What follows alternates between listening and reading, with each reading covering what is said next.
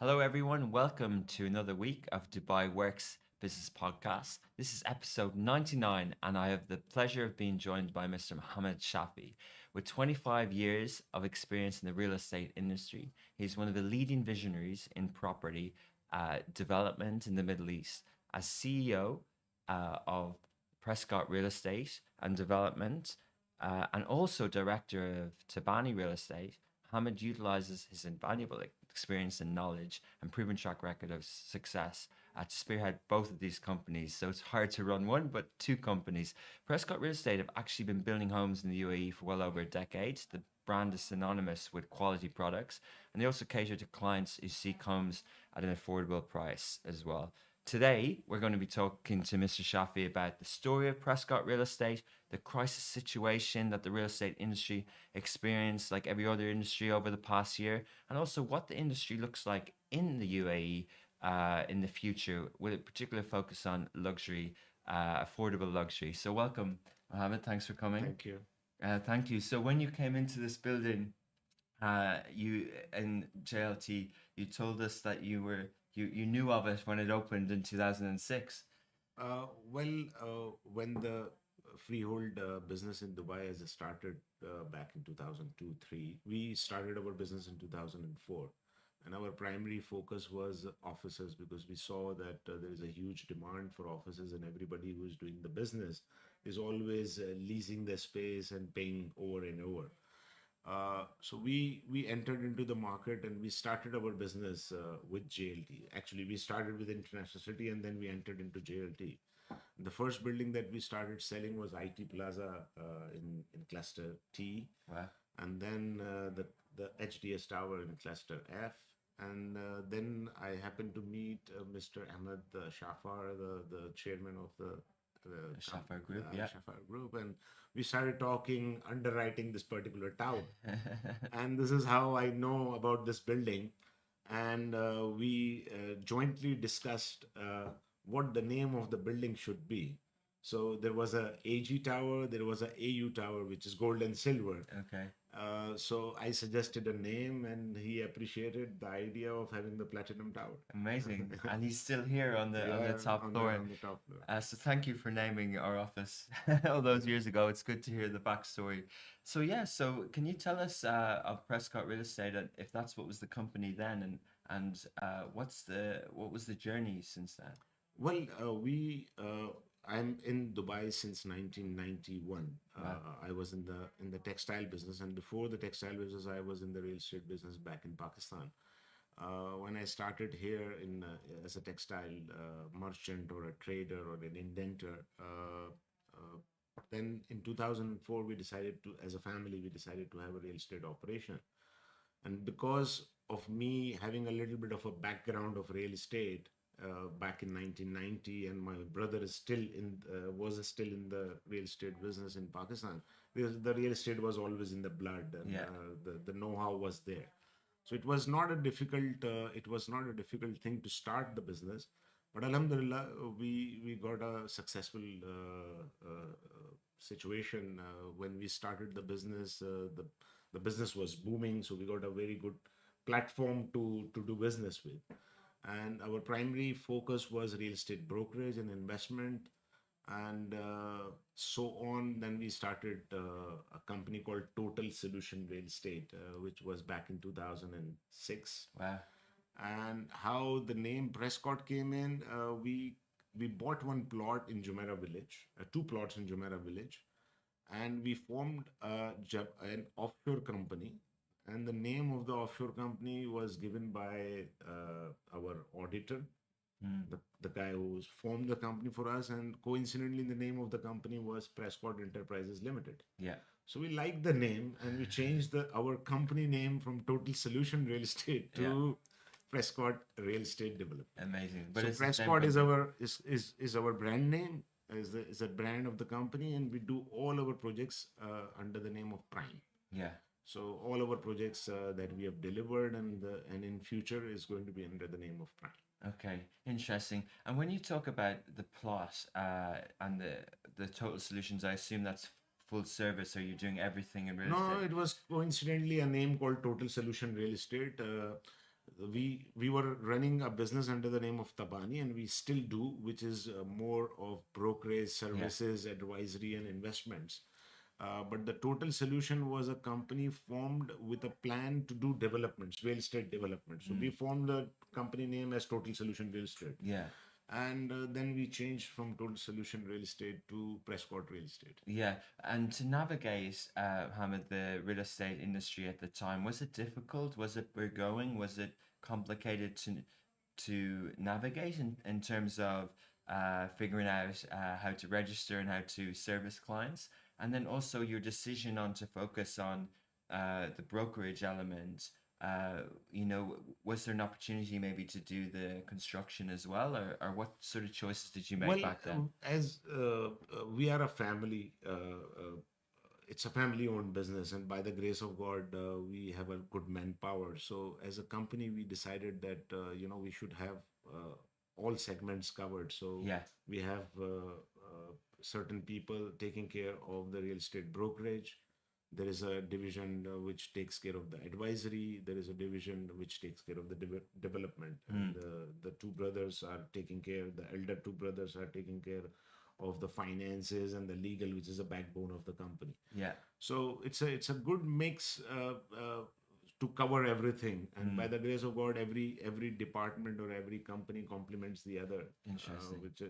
which helps each other. So the companies actually make up for the full service in real estate, the various companies within the family group. Yeah, Uh, helps each other. Yeah. So you do one of the arm or one subsidiary or one entity does actually do development of properties as well. Correct, which is Prescott Real Estate. Okay, And interesting. I'm heading that particular part of the company. Uh, every development company, not I would say, let me just correct it, not every development company, but most of the development companies are always having shareholders behind. Even in Prescott, we are three shareholders. There are three families, but the management part is being taken care by our family, and I take care of this company on behalf of my family. Interesting. And do you focus on the UAE or do you also have the business in Pakistan as well? No, we have separate. We have a real estate investment and brokerage arm in Pakistan. But now, as a family, we decided end of last year to do developments in Pakistan, and again, the responsibility has been given to my elder brother to take care of the Karachi part, and I will be focusing more out of Karachi. So Yeah. there are two very interesting developments that we are working on right now, Interesting.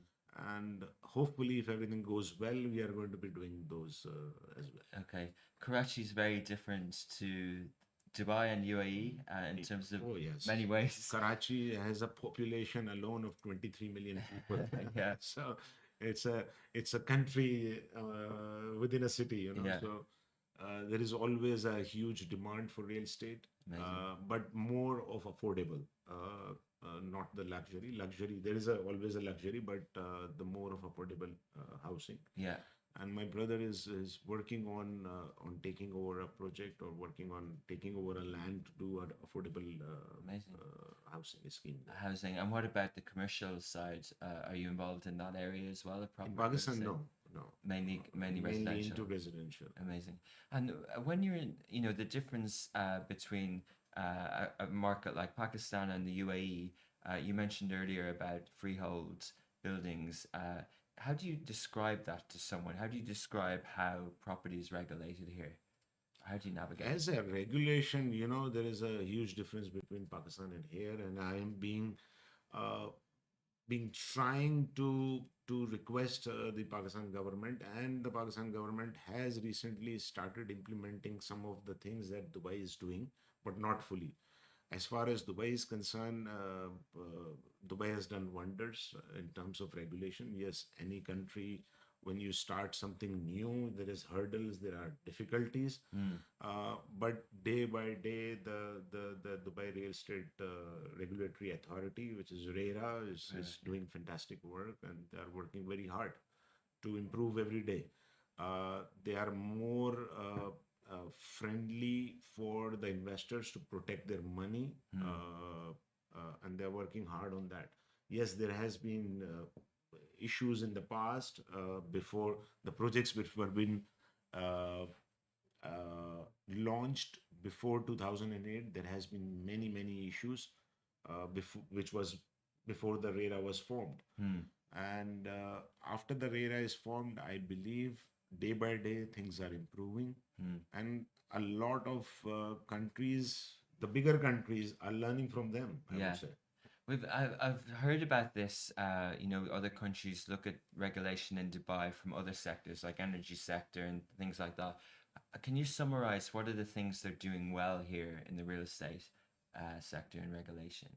I didn't get your Can question. you summarize, you know, what are the things that Pakistan could learn from RERA here? What are the kind of key things? The basic thing is the client's interest, Okay, which how is is the that? escrow account. Okay, perfect.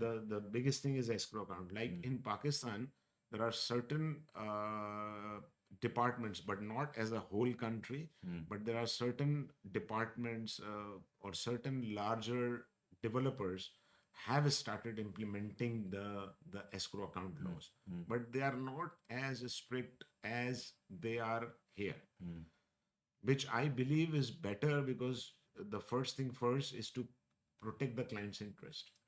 And this is what RERA is being doing, and they are doing well. Amazing. And how would you describe, so 15 years ago, you identified that there was a gap in offices. How would you describe how the real estate market has evolved over the years? When I came here 8, 9 years ago, it seemed there weren't many townhouses to live in, or there weren't, and then we saw lots of those being developed. Is that sort of a maturity of a real estate market in terms of what's on offer to the consumer?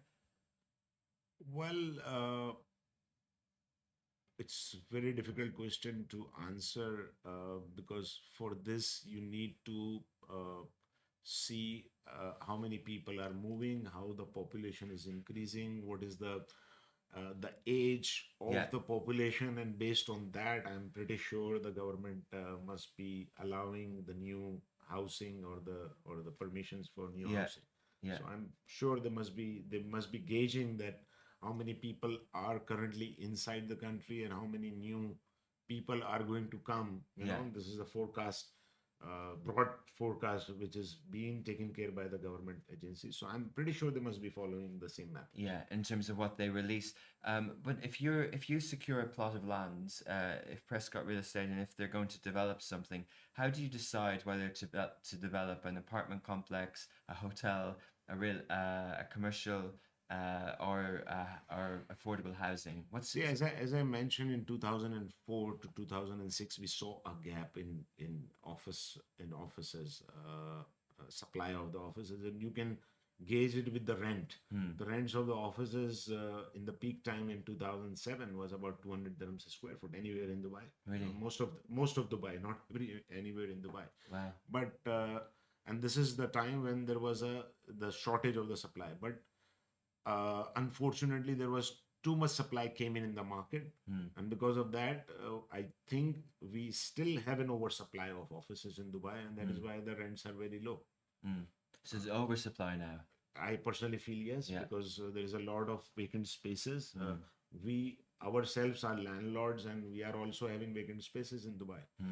But as far as supply is concerned, now for the last 10, 15 years, I don't see any new freehold office supply has come, except what has just noticed in Dubai Hills. Emaar has developed a couple of buildings, which I believe is the reason to have certain portion of commercial to to to to service the community. Yeah.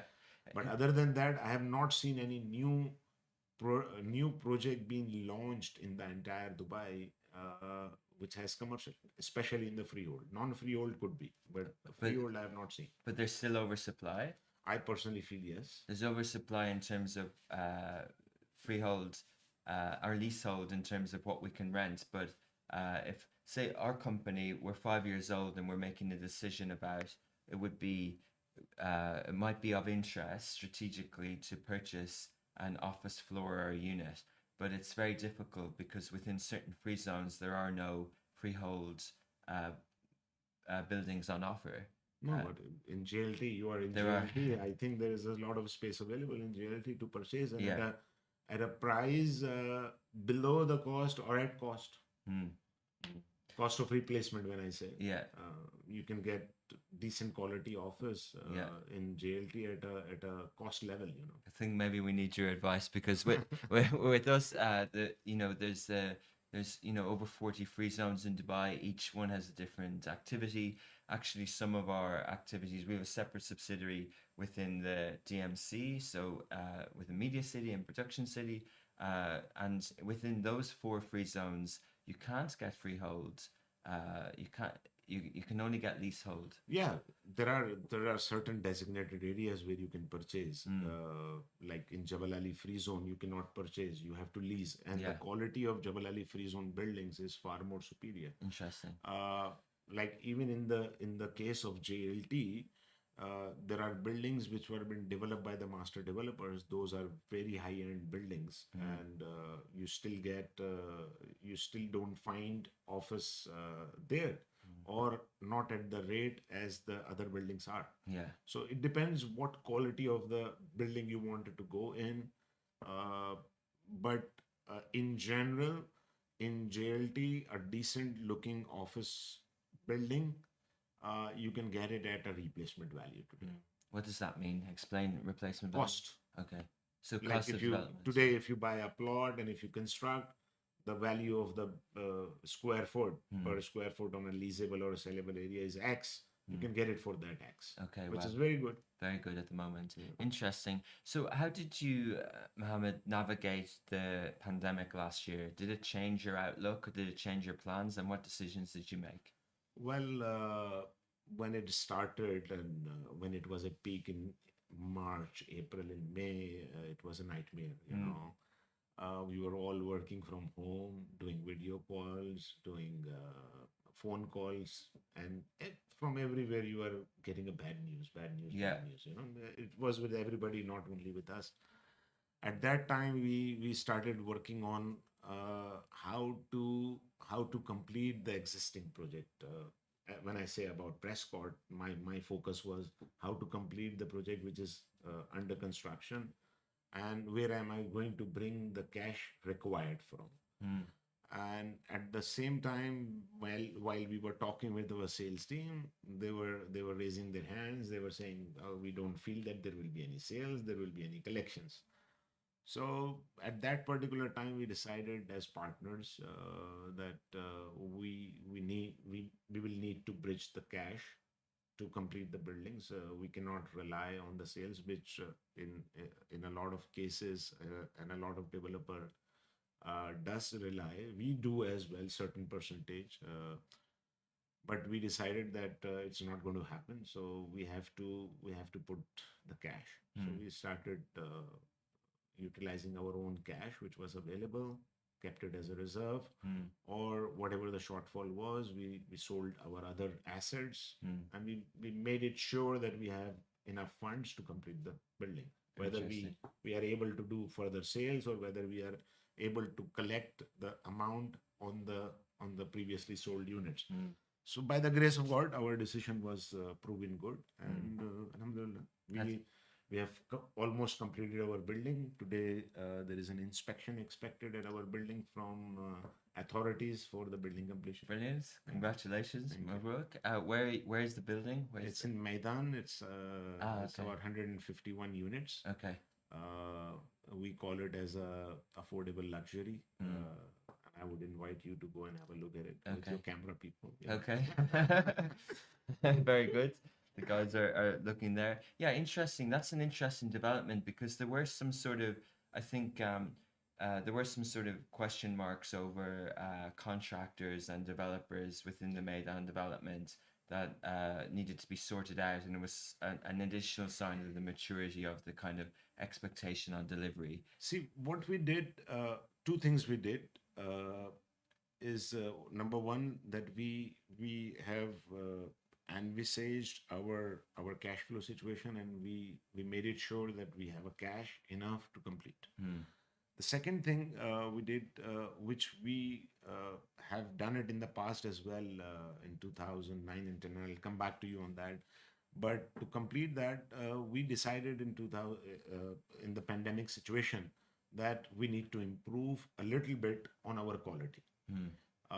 We need to give client a better quality, because we thought that the units which were unsold were too many, and we need to deliver a very good quality, so that whoever have purchased and whoever is a new entrant is going to look at the building or the facilities, and he feels that he is buying the right product at the right price.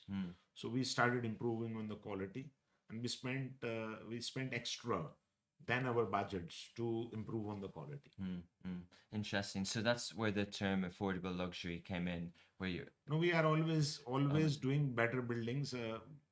We have not done significant developments in the significant areas like downtown or Business Bay or Marina, but by the grace of God, we have done the buildings in different areas which are called as the secondary areas. Yeah. But we have delivered better buildings in the past as well. Alhamdulillah. And how do you describe the sort of Maidan development? Are you optimistic about that area, about being a new area, residential for people? It's close to downtown. Are you confident about the unit that you're completing? Actually, see, everybody has a desire to develop in downtown or in Business Bay or in Marina or in Palm, which are the four significant areas for the development. But anybody who doesn't have the deeper pockets to develop in those areas, because the size of the buildings or the size of the project is bigger, then Maidan is a very good place to develop a project wherein you can get a decent sized plot, and you can still do a better development, better quality development. Yeah. And you are still in the city. Yeah, exactly. So this is what good location also, not too far away. Yeah, just going back to how you responded last year, I think in hindsight, obviously we're still going through the pandemic, but it does seem to look like the leaders who, in the midst of all the uncertainty, the ones that kind of didn't hibernate, the ones that continued with their plans and that were well run beforehand, so did have a good balance sheet, were able to tap into cash reserves, that they've actually kind of come out of this strong. Is that what you kind of learned as well? Well, every day we learn. Yeah.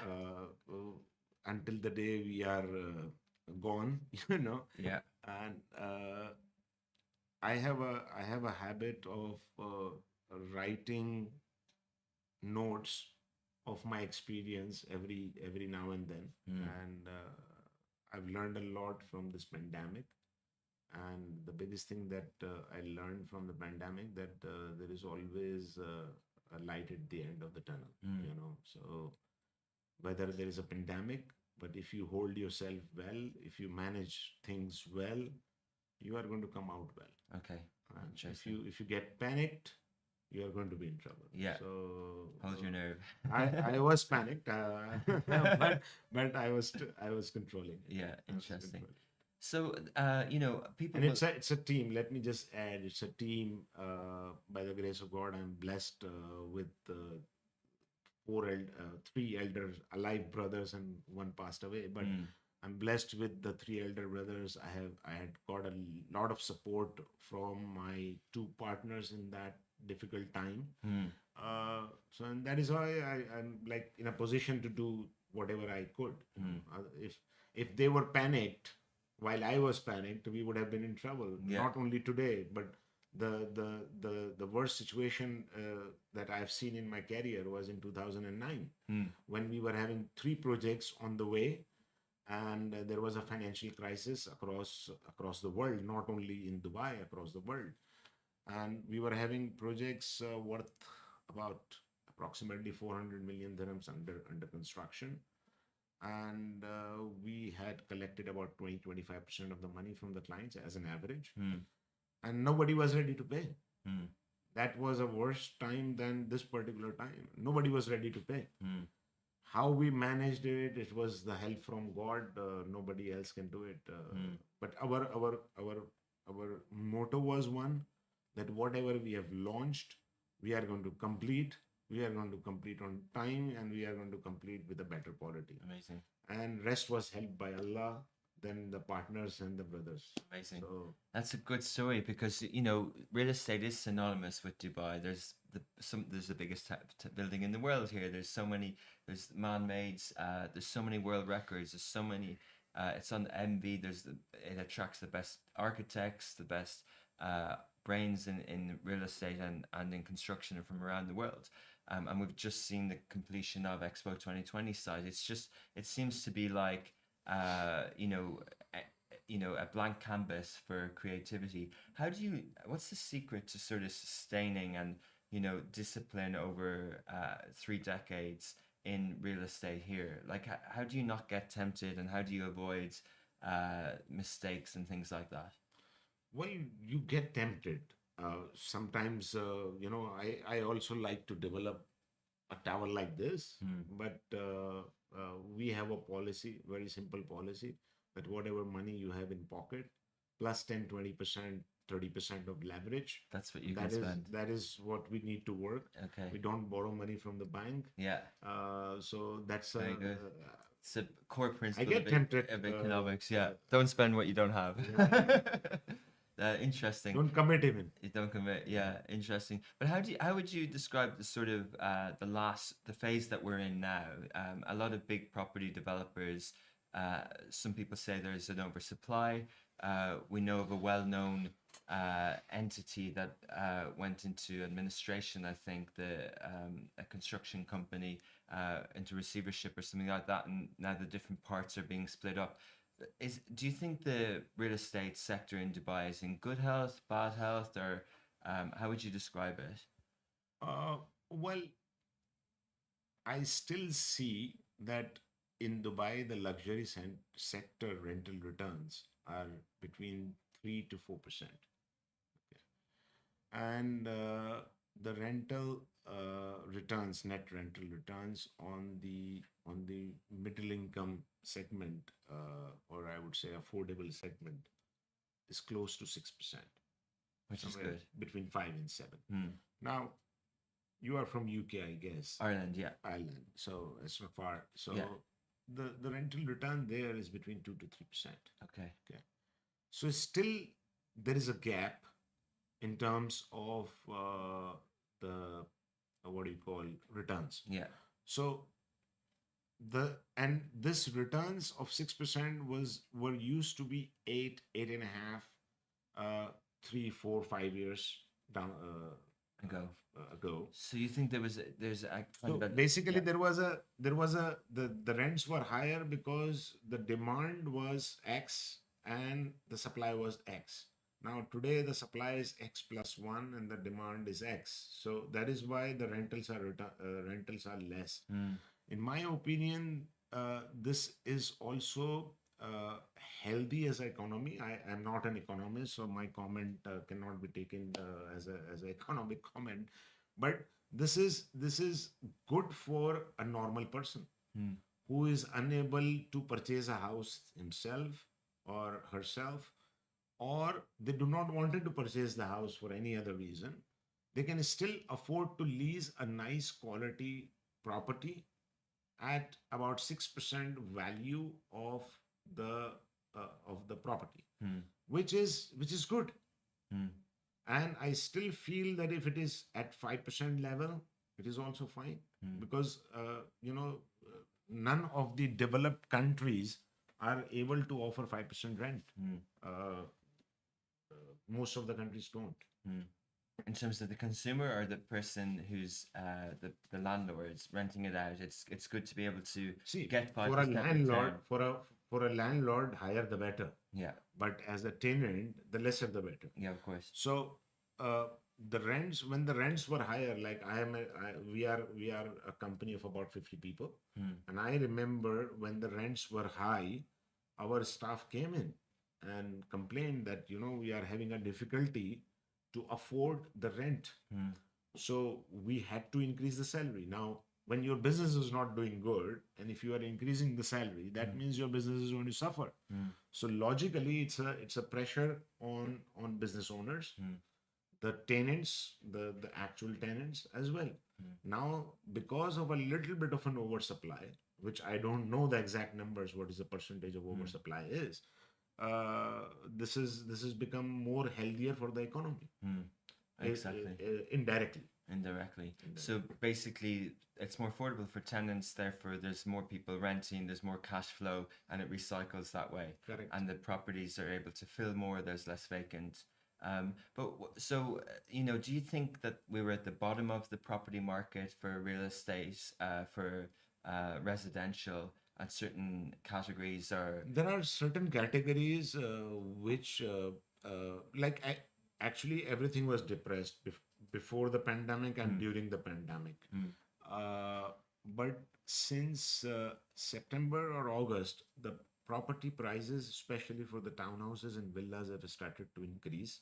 The demands have increased because of, I would say, a phobia that people are having, that if they are using the building, they are exposed in the lift with many other people. Interesting. So a lot of people have started to move themselves from the apartment building Yeah. to an individual unit. Yeah. So the demand has increased considerably. So the rents have increased drastically in the townhouses and the villa sector, and the prices of the townhouse and villas plots have also increased a lot. Okay. And as per the little bit of information that I have, the prices have increased more in the luxury sector than the affordable sector. The prices in so-called Bulgaria Island, Palm, uh, Emirates Hills, Dubai Hills has increased the highest number. Okay. So there is a bit of a recovery in pricing. Not driven recovery, by, actually. It Beyond jumped that. from the recovery, I would say. Oh, okay, that's interesting.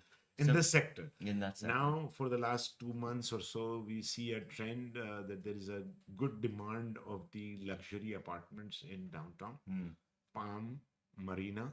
Not every building, but the building which is well developed, well positioned, has good views. The prices have started to increase, and we started to investigate who is buying. So there was a lot of people here in December till the early Jan having a holiday here from around the world. Yeah. And there is a new customer who has come in and purchased the property or purchasing the property. That's interesting. Yeah, exactly. It's very interesting because people are not only doing that, but they realize from being that they can actually not just go on holiday here with the new visas, new regulations, and things like that. They can actually, the flexibility is to work from here. And there's, as you mentioned, a different customer as well.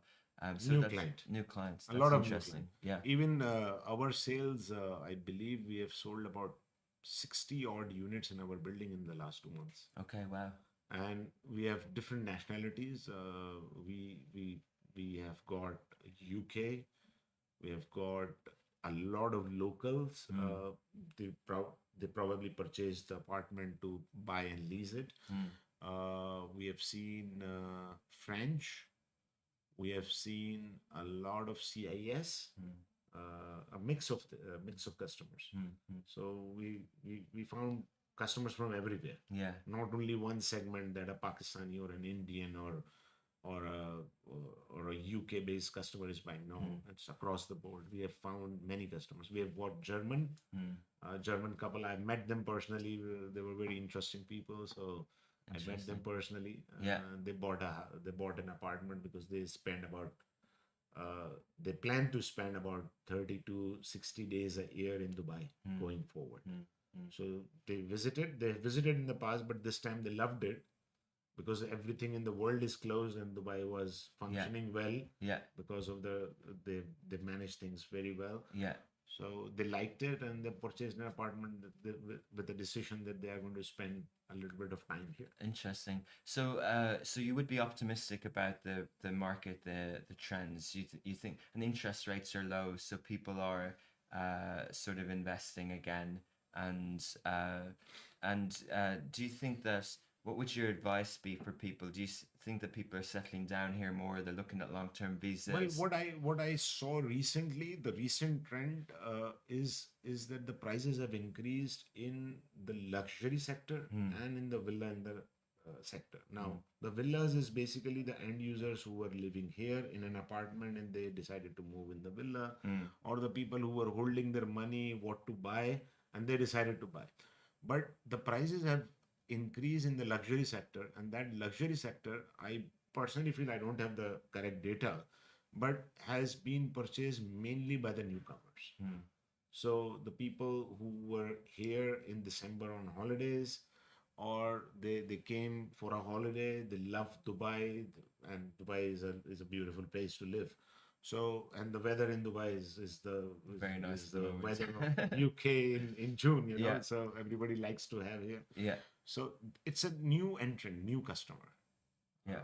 And Dubai, because of the infrastructure, because of the quality, because of the attraction, ease of business, a lot of people may have purchased this property as a second home, Mm. and a lot of people may have thought that, okay, let's move the family and they can, work back and forth. So there is a change. There's There is a change. definitely a change. And before we run out of time, what do you think of prop tech and the different kind of innovations? And of course, it's a huge topic, a huge space, but there are platforms that emerged over the last decade or so, such as portals, and then there are new trends in terms of eco-friendly, quicker construction type companies. What's your kind of view on trends in the real estate In sector? terms of selling tools, there's Yeah, selling tools, but just technology coming into the ecosystem. So whether it's a portal or whether it's faster manufacturing or different things like that. well, as far as I am concerned, I'm an old timer. Experience. I, I'm not an IT guy. I'm not very well versed on that. But I'm being helped by my nephew on the sales and marketing front, and my niece. And I believe they are doing a good job in terms of that. I myself have decided to learn a little bit, Good. because sometimes they might be fooling me around. So I don't want it to get fooled. Catch them out. So Yeah. I wanted to learn that, and I've decided that I'm going to allocate some time during this year to be more familiarized with how it works and how it functions. Yeah. But I know a bit of it. Yeah. How to manage it and how to allocate it, that I know, and I believe I'm good at management side. But how to get the leads and how to work it, that I don't know, and I wanted to learn that. Interesting. And But as far as your second question is concerned, how to make buildings faster with the new technology, I think there are certain segments wherein you can apply these kind of things and it is workable, such as this modular homes and precast houses. Uh, for some reason, it's not worked out here, or it's not been looked more deeply by the people here. Uh, Once again, there is a scope, and I think West is doing a lot. yeah, yeah, And West seems is to be big gaining a in the lot from US. Yeah. that, especially the US. But I think it's not been really being focused here or being worked here. Interesting. But maybe there's still a lot of developments happening here and people are kind of happy with what's happening at the Correct. moment. Well, that's amazing conversation. Thank you very much. We'll end it there. Thank you so much. I could Most talk about welcome. real estate at length. You can share a lot of wisdom. So appreciate you coming on, Mohammed. And Most welcome. and congratulations with I'm the happy to be handover. here and invited here. And thank you very much. And hopefully we will follow the Prescott real estate and your journey in the future. Thank you. Thank you.